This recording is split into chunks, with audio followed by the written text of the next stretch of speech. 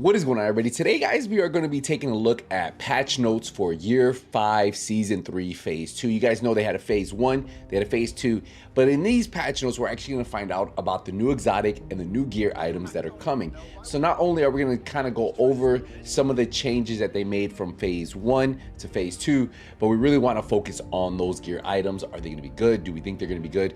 Let's dive right into it. So you notice at the top, it says Title Update 20, PTS Phase 2 patch notes, blah, blah, blah, blah, the size, the date. So the PTS is going to be starting from January 19th, 1 p.m. Central, well, sorry, 7 a.m. Eastern time, and then end on Monday, January 22nd at 7 a.m. Eastern time. So there's a new gear brand set coming. And what this does is the first piece is going to give you 10% armor on kill. The 2-piece is going to give you 60% health, and the 3-piece is going to give you 1 skill tier. So Steelworks is the name of the new brand set, and what I'm thinking is maybe some hybrid using a Ninja Bike bag will probably work with this, especially if you're trying to have more skill tier, at least have a 6 skill tier. You could probably build something around this, but we'll have to see. I noticed a lot of the new sets are giving lots of health. And I'm wondering, do they have something planned in the future to really benefit from that? Because right now, I haven't really noticed anything. Have you guys? So for the name chest piece is called Combustor, talent perfectly explosive delivery. So whenever you throw a skill, 1.5 seconds after landing, it creates an explosion damage enemies within 5 meters. Afterwards, explosions will occur every 5 seconds. So seems like explosive delivery isn't going anywhere, and people will still be using some form of grenade builds. It says damage scales with skill tier, dealing 25 to 100% damage of a concussion grenade, which is actually pretty crazy. Applies to remote pulse, all turrets, all hives, explosive seekers, cluster seekers, mender seekers, decoy, and all traps. So seems, I guess testing, we'll have to see what this can do. So we still have to look into it. It says the name backpack is called Proxy, and it's perfectly tamper-proof. Enemies that are within 3 meters of your hive, turret, remote pulse, or decoy are shocked. Now this one might actually be really good if you're running some type of sniper build, because there is a new named sniper and rifle talent, especially for on the PvE side. But we'll have to see. It says the arm time is 2 seconds, but the cooldown is 8 seconds. And there's a new gear set. The 2-piece is going to give you 70 health. The 3-piece is going to give you 15% total armor. And the 4-piece is going to give you a new unique talent. Now the talent gives you 3% damage resistance for every enemy that is targeting you. The bonus is multiplied by 1.x, where x is the number of agents in your group. So if you have a total of 4 agents in your group, you could have, I guess, 1.4, 1.2, 1.3. What I wonder, if there's no other agents in your group, is that 1.1? Or if you have 1 agent and then the max is 1.3. That's the thing to test. But I guess 1.3, 1.4. The chest and backpack talents. So the chest balance is enemies targeting your decoy also count towards damage reduction bonus. So enemies targeting your decoy. So if you throw a decoy out, if they're targeting it, I guess the X also counts, right? That's the way it's worded. Sounds cool. And then it says backpack bonus talent increases damage resistance bonus from 3% to 4%. So that's actually pretty cool. So you see you get 3% damage resistance, and you can get that up to 4% damage resistance for every enemy that is targeting you. The bonus is multiplied by 1 point. I mean, I think this might actually be pretty cool to use. It's definitely something that we're gonna have to test, right, to see what's good. They have a new pair of exotic gloves that I don't really know what would it be used for. It says talents called the Iron Grip, 50% recoil penalty when hip firing, so negative 50% recoil, and negative 50% recoil penalty when blind firing from cover. Again, I just don't know. I just don't know why people will put this on with nothing else. I just don't see it, but maybe let me know in the comments.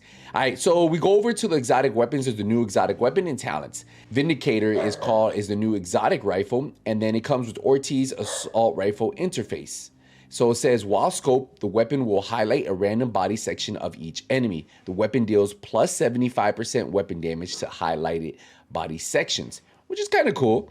Weapon stats and mods. Magazine mod is +5 magazine size. Muzzle mod is +10% optimal range. Underbarrel mod is +15% weapon stability, and the optics rolls +15% weapon accuracy. So this should probably shoot like a laser beam. I mean, it's a rifle, right? I wonder how this would work. This could be something that works with like maybe one-shotting with rifles, which is something you have to test, but not bad. It's something different. We haven't had. I think this would be good for rifles. We haven't had a really good exotic rifle in a while that's really good, and maybe this could do it. We'll just have to see. Now they have an exotic pistol called Mosquito, and then the talent is called Mosquito Song. It says hitting enemy applies a stack. Stacks are shared between players. At 10 stacks, the enemy will forcefully target the last player to apply a stack for 5 seconds. Stacks deplete every 5 seconds. Activating the effect on the enemy, remove all stacks from other enemies. I don't know. I just don't know. It says magazine mod, 15% reload speed, muzzle mod, 15% weapon accuracy. I just don't know, man. All right, so named weapons and talents. This one right here, I'm a little excited for it because I like using sniper builds, rifle builds for PvE, right? But if you look here, it says behind you weapon talent, deal 40% weapon damage to enemies that are not targeting you. This is actually pretty crazy because if you throw a decoy out, you are going to be able to do a lot of damage. Now, this talent, I believe you're going to be able to put it on any weapon. So that's a lot of damage. That's something to test. But what I do like is this marksman rifle called the Brutus. Talent perfectly behind you, deals 60% weapon damage to enemies that are not targeting you. So great for those one-shot sniper builds. And then even look at this rifle called Whisper. It's the M16A2, but this one is going to be on the M16. How much damage will it do? Talent perfectly behind you, deals 60% damage to enemies that are not targeting you. So I think you could probably make a really cool rifle build with this. It depends on how well this M16 performs. But yeah, that's actually a ton of damage. This talent though, on ARs, SMGs, especially if someone's not looking at you, can be kind of crazy, especially if you throw down a decoy. We'll have to wait and see what happens there. That's a ton of damage. We're gonna go over here to Project Resolve. They did some balancing for conflict, remove the turret for conflict spawn points. Dark Zone going rogue in normal. Dark Zone now has 3-second activation timer. All right. Talents, Dr. Holmes changed the proc condition back to target killed from target headshot. PvP only, fireworks show festive delivery. Concussion grenades become festive grenades. Hitting an enemy with a festive grenade will cause explosion to happen around 2 other enemies within 10 meters. Previously, concussion grenades became festive grenades. Hitting an enemy with a festive grenade will cause explosions to happen around 2 other enemies 20 meters. So they lowered it to 10 meters. Honestly, I think they should just remove this, man, from PvP. Unbreakable talent reverted back to 50%, 55% armor repaired PvP. System corruption 4-piece bonus change to 2% bonus damage from 1%. Maybe system corruption makes a comeback. Intimidate, each stack increases total weapon damage by 4% damage from 5%. So Intimidate, they noticed it was it was very, very popular in the PTS, and so they're going to lower it a little bit, see how well this does. I think it's still going to be very strong. Intimidate is going to be something to look out for. Now, they did a bunch of changes for weapons. I actually like a lot of things they're doing. All exotic weapons, third attributes would be reconfigurable. That's good. So you can put damage to targets out of cover, damage to armor, whatever you want. The Carbine 7 and Stoner LMG no longer will have the preset talent, thank God, because it sucked. Like, if you got a Carbine 7, you had to get one that had damage to targets out of, had to have that third attribute, and then you could roll the talent. But now you have a chance of that. Now, assault rifles, if you guys haven't heard, got a huge update. ACRs and the ACR-E got 10% weapon damage. I'm hoping this is going to be good. The AKM, military AKM, black market AKM, everything, they got also 10% weapon damage. The AUG A3, the invisible hand, the Bighorn, also got 10% weapon damage. The CTAR and the Rail Splitter got 10 plus magazine size. I would love to see the Rail Splitter get a rework on their talent, but hey, that's what it is. The F2000 replica shield splinter, 50 plus RPM and 10 plus magazine size. This could actually be a really good weapon. You might want to try to get this. This could probably be really good. FAL, all the FALs got plus 5 weapon damage. The military G36, all of them, plus the Born Grey got plus 50 RPM. I'm not sure how the damage compares to the ACR. I'll have to double check. Honey Badger, Savage Wolverine got +5 mag size. I think it probably needed something else. And the MK16, all of them got 10% weapon damage. Military P416, the Glory Days, and the Eagle Bearer got +50 RPM. This is probably going to be very good. P416, when it first came out, was one of the best assault rifles. With the plus 50 RPM, being able to put it down could be good. Eagle Bearer is going to be good. PDR, Test Subject, Capacitor, all got +10% weapon damage. So assault rifles, if you're an assault rifle fan, all got a nice little jump. LMG fans, man, they really got 20% all the way down the board, except for most of the exotics, like the Iron Lung only got 10%. What else? The Blue Screen only got 10%. But it seems like everything that wasn't an exotic got 20% weapon damage. I did see the Bullet King was an exotic that got 20%. But yeah, it looks like across the board, all LMGs got 20%, except a few of the exotics got 10%, which is, for LMG fans, this is something that's been like, people don't really play with LMGs as much, but this is gonna be cool to see. I'm just excited to see more weapons used. So we head over to the SMGs. A lot of them got 10% to 5% extra weapon damage. I'm gonna go through here, see if there's anything that really stood out to me. A lot of these slower firing weapons, even with the 10% weapon damage, you're probably not gonna use it. Police T821. The MP5 should have got a little bit more damage. I think the MP7 got 5% weapon damage and 50 RPM. That's actually gonna probably be a beast. Holy. The AUG got 10% weapon damage plus 25. The AUG A3, the SMG, seems like it might be really good. It's something to take a look at. But yeah, overall, I feel like the ones that got the biggest boost was the LMGs and the ARs, SMG so far. Now, rifles, most of them got 10% weapon damage. A few of them, the slower firing ones, the UIC got 30% weapon damage. M16 got 30% weapon damage. And then if you pair that with that name talent, that's another 60%, right? Weapon damage. The M16 might be something to be keeping an eye on. I'm telling you, keep an eye on that one. Ravenous got 10% weapon damage. So a lot of these got 10% to 20. The SIG got 25. So a lot of these got increased weapon damage on the rifles. We'll see how they perform. They've been one of the least used weapons. The Baker doesn't besides that, but besides that, nothing. Now the marksman rifles, the M700s all got 20% weapon damage. The Model 700s all got 25% weapon damage. The Covert SRS got 30.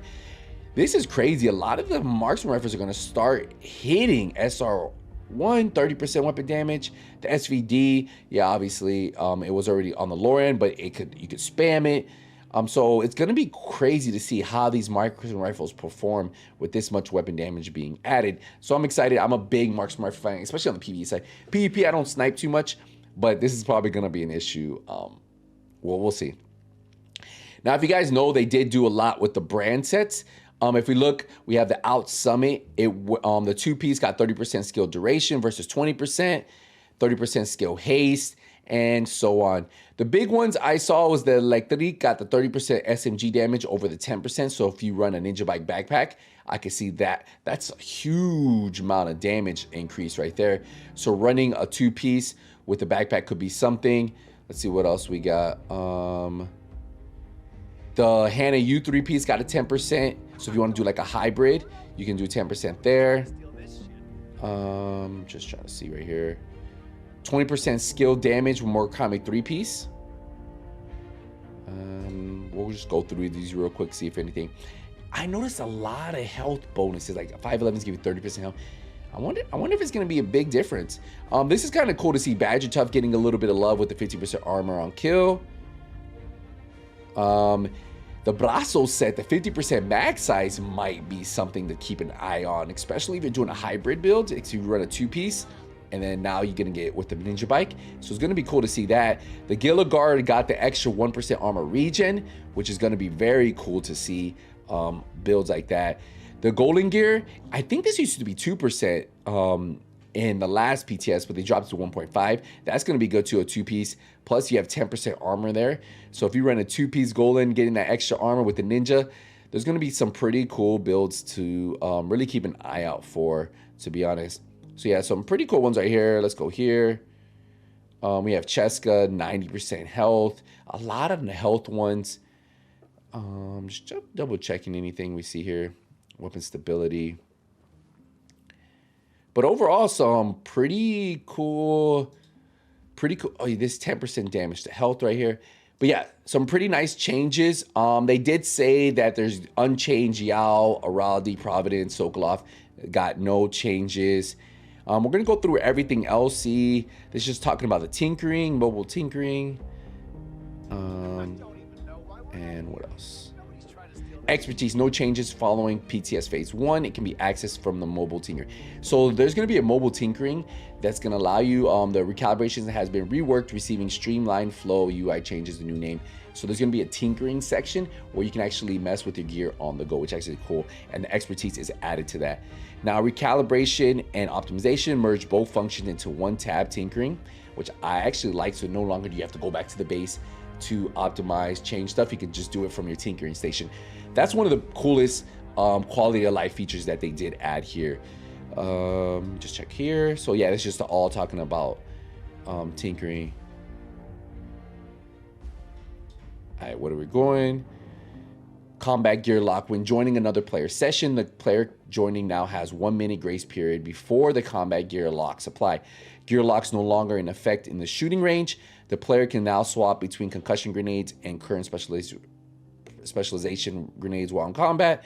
Rogue players in the dark zone are no longer always gear locked, but the combat gear lock still applies. So it looks like if you're in the dark zone, if you're rogue, you're not always locked. That's cool. This means rogue players in the dark zone will be gear locked during combat, as opposed to PTS1 where the lock applied the whole duration of the rogue site. That's cool. So if you get out of combat, you don't find anybody, hey, you can switch your builds and do your thing. Now, Descent had a couple changes. Daily project rewards will now give 1 exotic component and weekly 3 exotic. So another way to get exotic components. But overall, some pretty big changes. Project Resolve seems like it's going to be good. My one big concern, I'm going to tell you guys right off the bat, is I hope when they release this, we do not have issues. You guys saw what's been going on with the Explosive Delivery Backpack.